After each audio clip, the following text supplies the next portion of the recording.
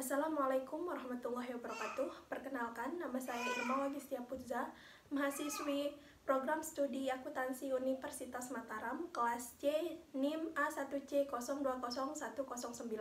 Di sini saya akan menjelaskan materi Pancasila yang berjudul Kajian Ilmiah Filsafat Terhadap Pancasila. Di sini saya akan terlebih dahulu menjelaskan tentang ilmiah. Ilmiah berarti sudah teruji oleh ilmu pengetahuan. Pengetahuan dapat diperoleh dengan spontan maupun sistematis reflektif. Spontan melalui indera yang terikat perubahan ruang dan waktu. Sementara sistematis reflektif artinya uji berulang-ulang disusun sistematis menjadi sistem pengetahuan yang keberadaannya bersifat umum.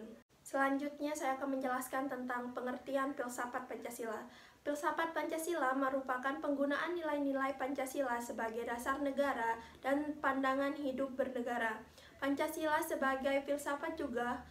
Pancasila berarti mengandung pandangan, nilai, dan pemikiran yang dapat menjadi substansi dan isi pembentukan ideologi Pancasila. Pancasila itu sendiri merupakan pengetahuan yang bersifat reflektif, bukan spontan.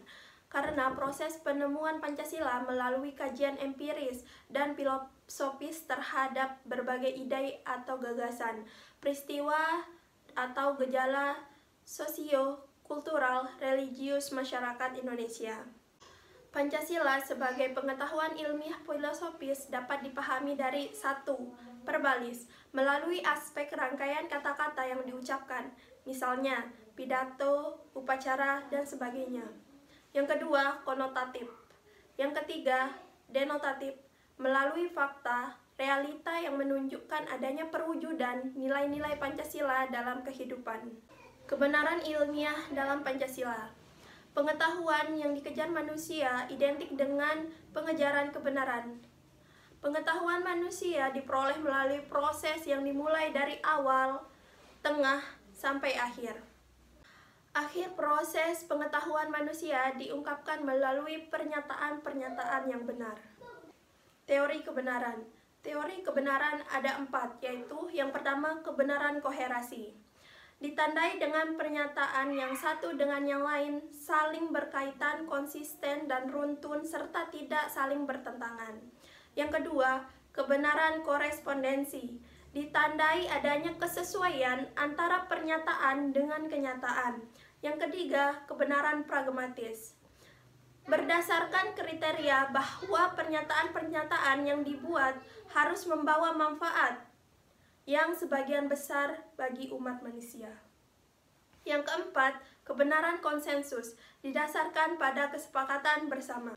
Selanjutnya, cara berpikir ilmiah filsafat dalam pembahasan Pancasila. Ilmu pengetahuan merupakan kumpulan usaha manusia untuk memahami kenyataan berdasarkan pengalaman secara empirik dan reflektif. Syarat pengetahuan dikatakan sebagai ilmu adalah 1. Berobjek, 2. Bermetode, 3. Bersistem, dan yang terakhir, yang keempat, bersifat umum atau universal. Dalam berobjek ada beberapa pembagian, yaitu yang pertama objek atau sasaran, yang merupakan bahan kajian dalam pencarian kebenaran ilmiah.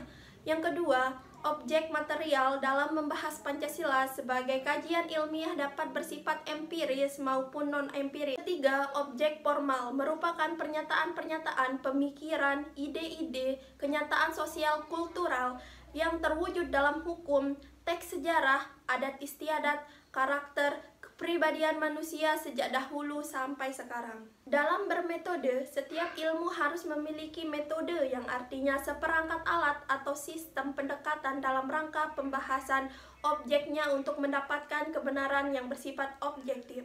Dalam bersistem, Pancasila harus berupa satu kesatuan yang utuh. Sila-sila Pancasila harus disusun secara logis sehingga membentuk pemikiran yang sistematis.